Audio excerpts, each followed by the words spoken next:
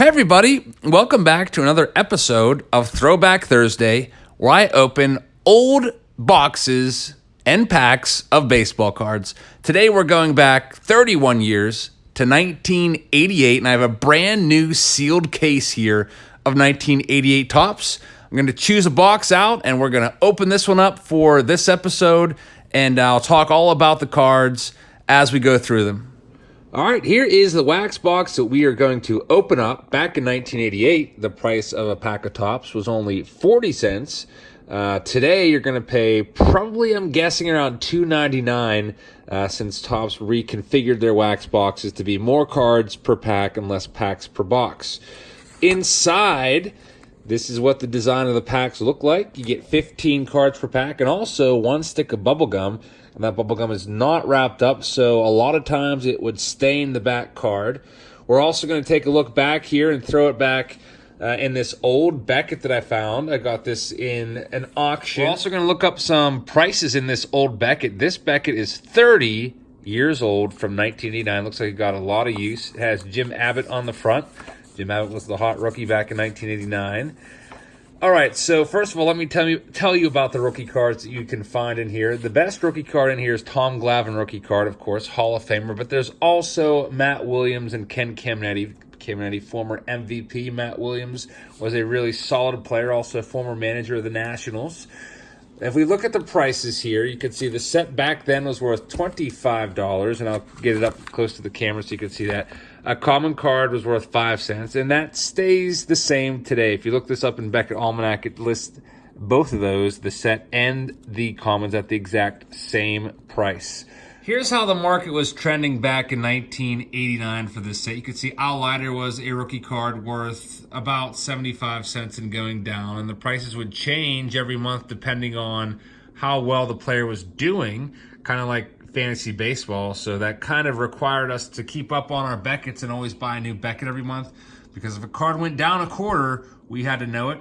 You could see that Ellis Burks was $1 back then. That card is probably worth about 5 to 10 cents right now. Matt Williams rookie card back then was worth 35 cents. Nowadays, you could probably get it for 50 cents to $1. You got Fred Mcgriff first Topps card, 75 cents going up. Actually, Fred Mcgriff's first Topps card was 1987 Topps traded, so I don't know if that is a print error or not. Next page, the rest of the set, there you go. Mark Mcgwire Cup card. Hopefully you find that one worth $1. It's probably still worth about $1, at least at books at $1. You can obviously find it for cheaper.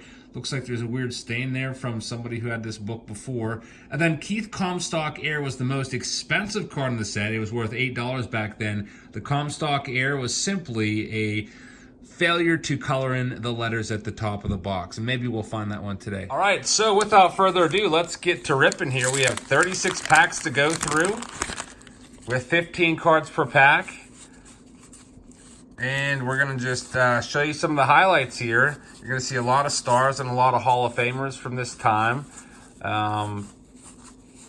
We got Earl Hershiser right there. Earl Hershiser's not a Hall of Famer, but had a really good career. Whitey Herzog.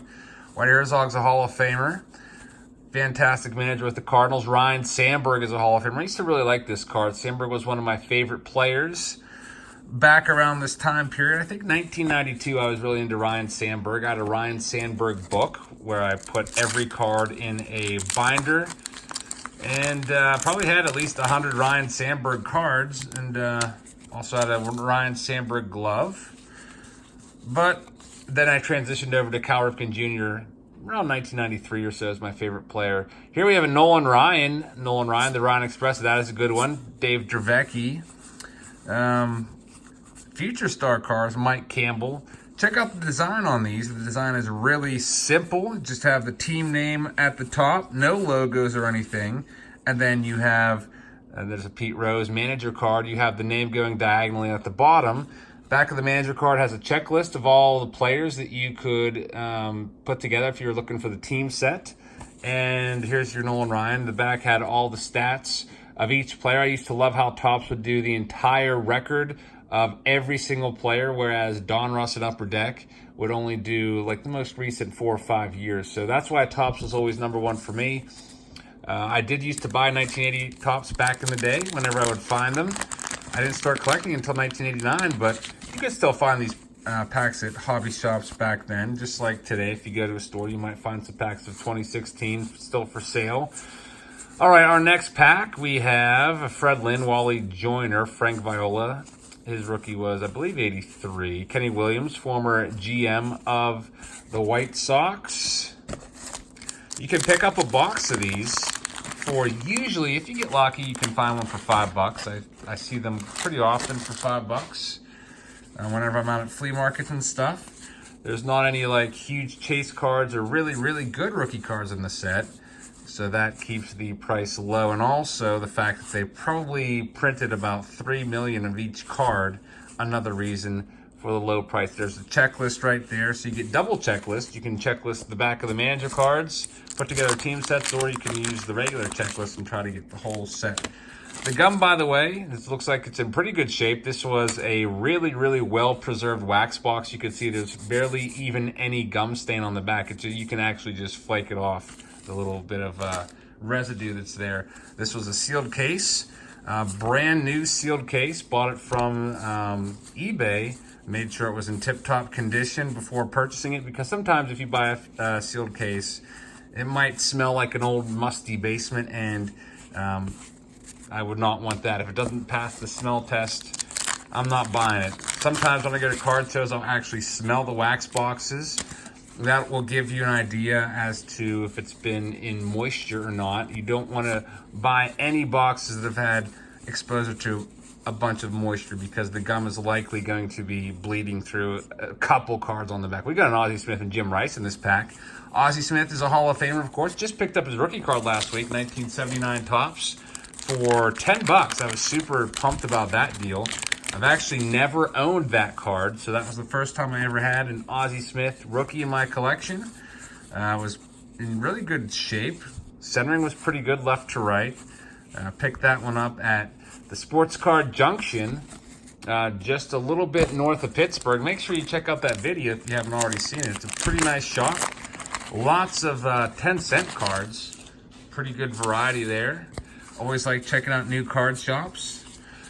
All right, our next one, we got Don Sutton, who's a Hall of Famer. Andres Galarraga had a really nice career, although his stats were likely inflated by playing at Mile High Stadium.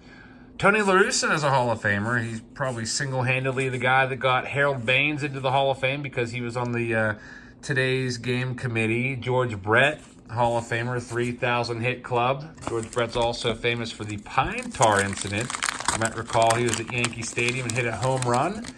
And I believe it was Billy Martin who came out and challenged the amount of pine tar on the bat, and the pine tar was too far up the bat, and they overruled it, and just all heck broke loose. Brett came running out of the dugout. There's the Matt Williams rookie card. Matt Williams might have hit 60 home runs in 1994 if not for the strike. That was kind of like the first home run race that really captivated me. By the way, we got a Roger Clemens in there along with an Ozzie Smith. We were all watching that back in August of 94. Williams was, I think he was around 42 home runs or so. Had a shot at Maris's record, and they went on strike. That was a really shame. That was an absolute shame they went on strike. Also, Tony Gwynn was threatening to hit 400 that year. And the Montreal Expos probably would have had a really good shot to win the World Series of that year, and that just killed baseball for a lot of people. Don Mattingly. Some people also attribute the 1994 strike to being one of the nails in the coffin of the baseball card hobby. Before that, the baseball card hobby was just steaming right along, growing at an unprecedented pace, and everybody collected cards, but the strike turned a lot of people off and a lot of collectors away.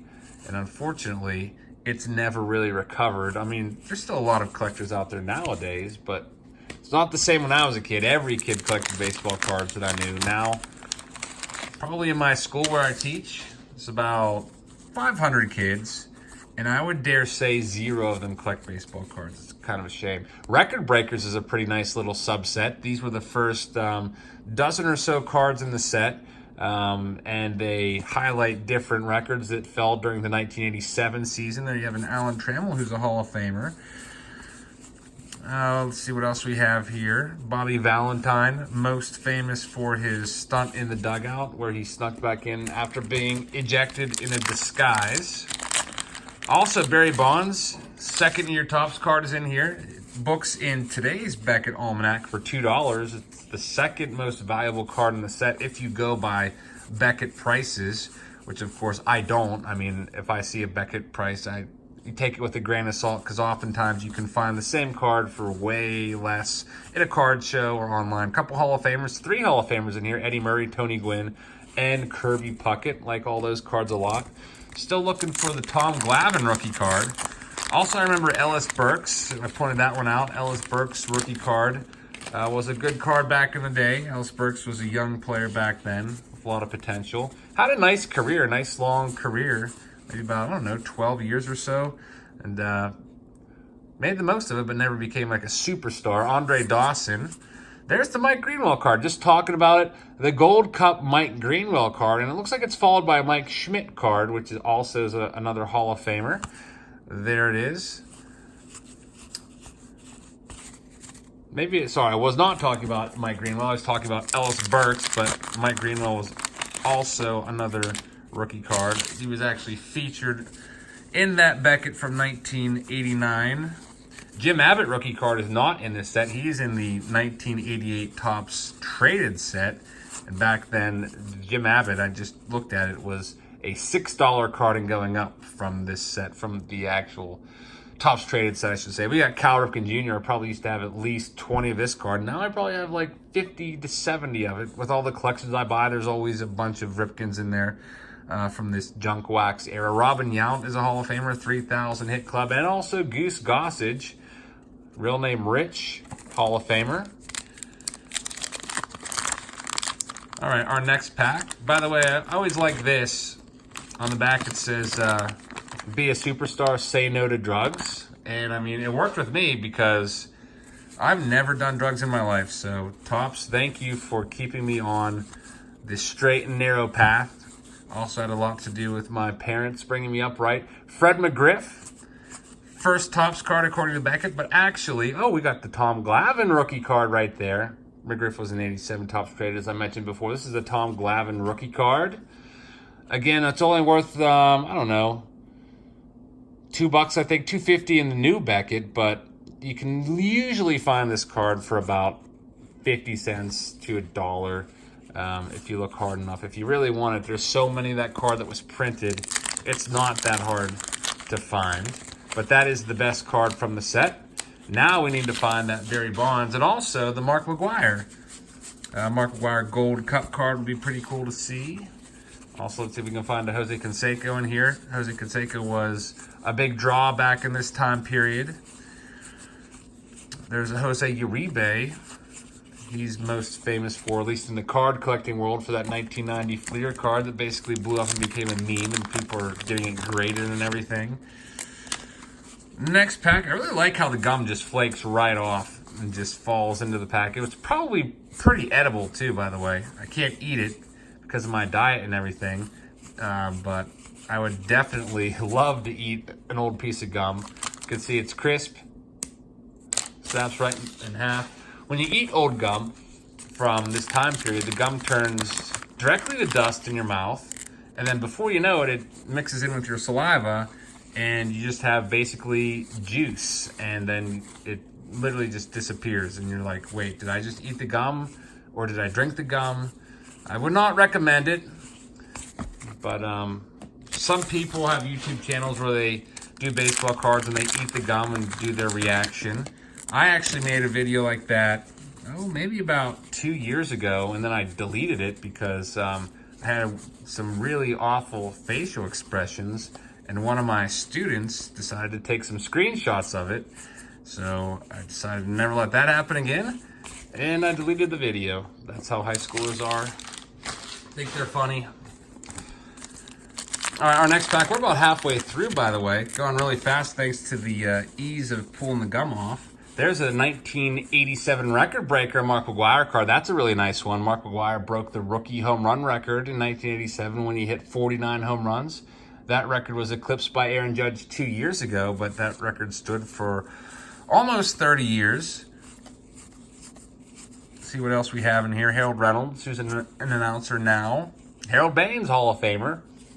Going to be inducted into the Hall of Fame this June. Was elected in December. Check out his stats on the back. Nothing like real crazy there. 20 home run guy for most seasons. He would probably average you 20 to 25 home runs. Was a really decent player, but one of the best of all time, probably not.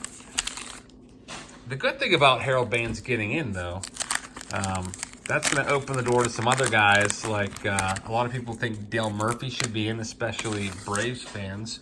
Don Mattingly, people think should be in. I would put Don Mattingly in the Hall of Fame, so that opens the door for guys like that. Saw another Jim Rice, who's a Hall of Famer. Matt Noakes, I remember this card. This card's actually featured on the box right there. You can see that right there.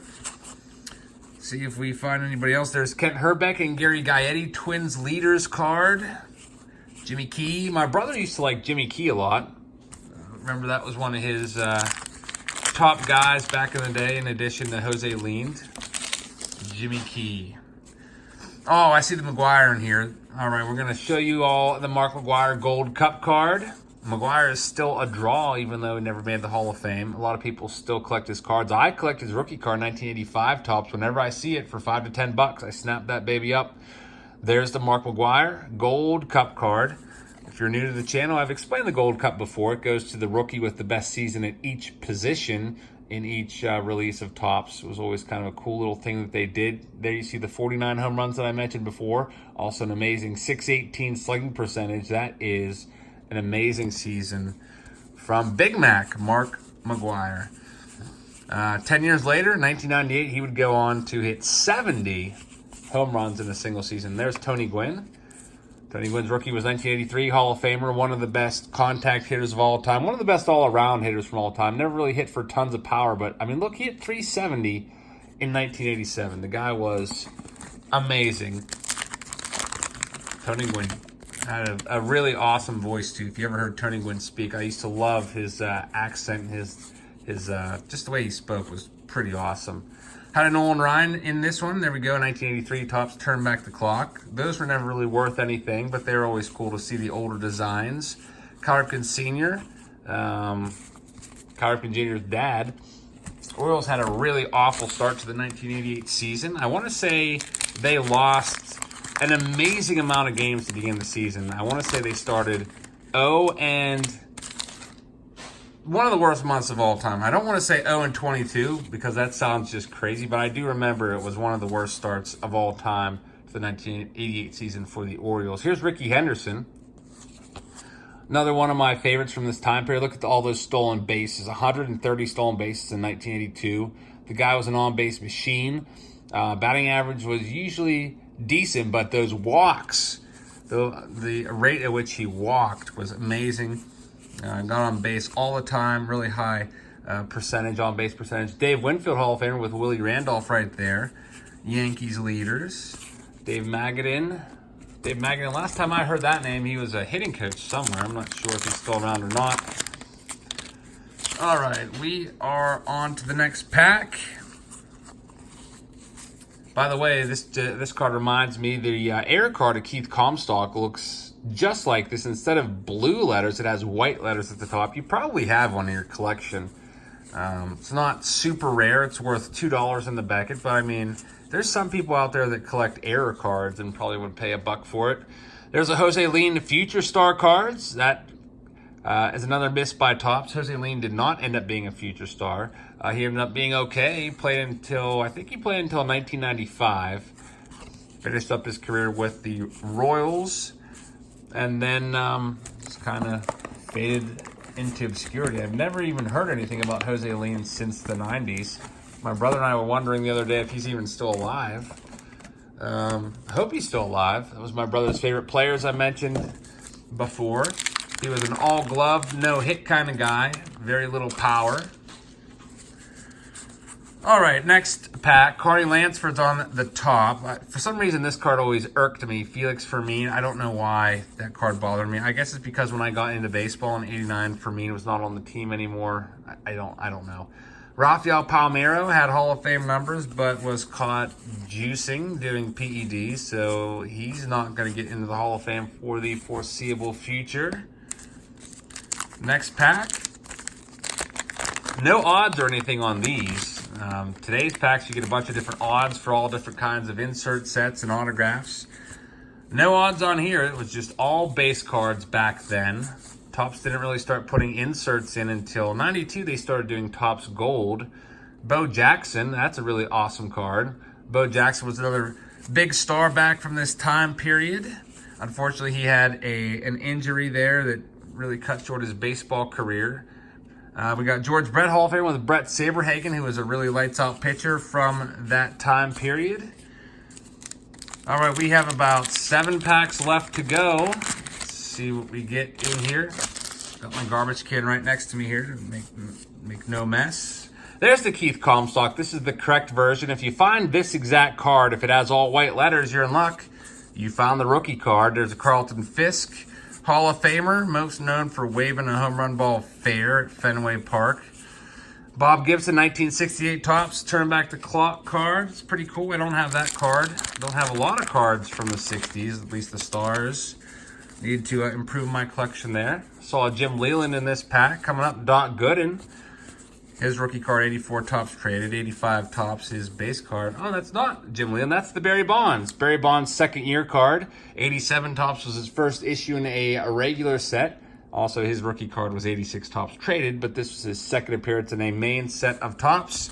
One of the greatest hitters of all time, if not the greatest hitter of all time, statistically speaking. Sorry, I'm having trouble speaking tonight. Barry Larkin, Hall of Famer. Paul O'Neill. I used to really like Paul O'Neill. Back in the 90s, mid to late 90s, he was one of my favorite players on the Yankees. I liked how intense he was. Was a real competitor. I'm sure a lot of you like Paul O'Neill also. All right, let's see. We got Phillies leaders card there on top. And then we have Sean Dunston there, who played for the Pirates in 1997 for a short spell. Dave Steve, John Russell also has a Pirates connection. He was the Pirates manager back in the dark days of that 20-year losing stretch. All right, our next pack, we have an Ivan Calderon, who was pretty decent back in his day. Had a few good seasons there. His cards aren't worth anything, though. A Gary Carter Hall of Famer. Gary Carter unfortunately passed away several years ago. Absolute awesome catcher from that time period. All right, our next pack. Let's see what we have in here. Got a Jody Reed leading things off. Stan Jefferson. Daryl Boston's the coach with the White Sox last time I checked. Got a ball from him last year, actually. He hit a home run into the seats. He was out at second base hitting fly balls, and he was doing some overhits. So I got a Daryl Boston home run, which is pretty cool. Getting a home run from a player from this time period is not really heard of nowadays, but every now and then you get an overhit from a coach. Don Mattingly, this card was featured on the very front of the box. This was the pop-up card, so this was like the main attraction in the set back then. The pop-up card means it was on the insert here that you fold these down and make it pop up. I always would do that whenever I got a box of these. I'm not going to pop the box up, though, today because I'm planning on selling all of these cards to one of you if you'd like to buy these cards. I'm going to put all of them on eBay. Looks like we got all the best cards out of the set, which is good. You got the Tom Glavine in there, the Barry Bonds, the Mark Mcgwire. Dennis Eckersley is a Hall of Famer. Not worth that much. His cards are never worth that much. That's John Smiley, rookie card right there. Lee Smith, Hall of Famer going in this year with Harold Baines and also Mariano Rivera, Roy Halladay, Edgar Martinez, and Mike Mussina. Nice big class of 6 there.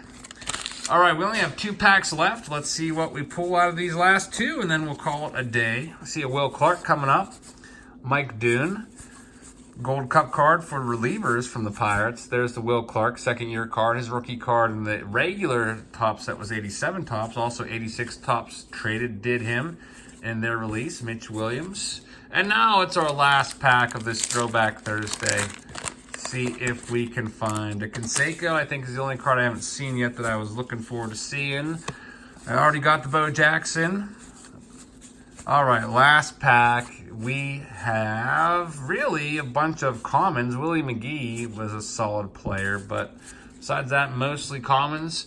All right, that'll do it for this episode of Throwback Thursday. I hope you liked it, everybody. I like doing these old boxes. If you think about it, maybe if I continue this series, by the end of a year or two, you will have seen boxes of baseball cards from like tons of different years. If you have any suggestions for future boxes I should open, let me know. And I will put a link to all these cards in the description if you'd like to go on eBay and buy all these. Thank you so much for watching, everybody. I'll see you tomorrow for Fan Mail Friday. And Saturday, I will be at Pirate Fest at PNC Park. It's a free event, so if you want to come on down and see the Pirates, get some autographs, play some games, take some swings in the batting cages. It's at PNC Park from 12 to 5 p.m., I do believe. The details are on their website. Maybe I'll see you down there. If not, I will see you tomorrow in Fan Mail Friday. Have a good rest of the night, everybody. Okay, everybody, the January giveaway is your choice of one of these 3 boxes. I have a box of 2018 Big League, sealed and unopened, a box of 2018 Topps Series 1, sealed and unopened, and a 2018 Topps Factory Set, sealed and unopened. All you have to do to win one of these is simply comment on all of my videos. The more you comment, and also the more videos you watch and comment in, the better your chances are of being drawn as the winner. So I draw the winner at the end of every month in a live stream, so I hope that you'll be able to participate in this giveaway by commenting and interacting with all the great subscribers that I have. Thank you so much for watching, everybody, and I'll see you later. I'd also just like to take one quick second and thank all 59 of my Patreon patrons, especially these 5, though. These are my top tier guys. We got Tommy, Darren, and then Tom A., Big K's Cards and Collectibles, and finally Terry. And 2 of these guys have YouTube channels. You got T's Baseball Life, that's Terry's channel, and also Big K's Cards and Collectibles. Go check them out on YouTube and subscribe, everybody.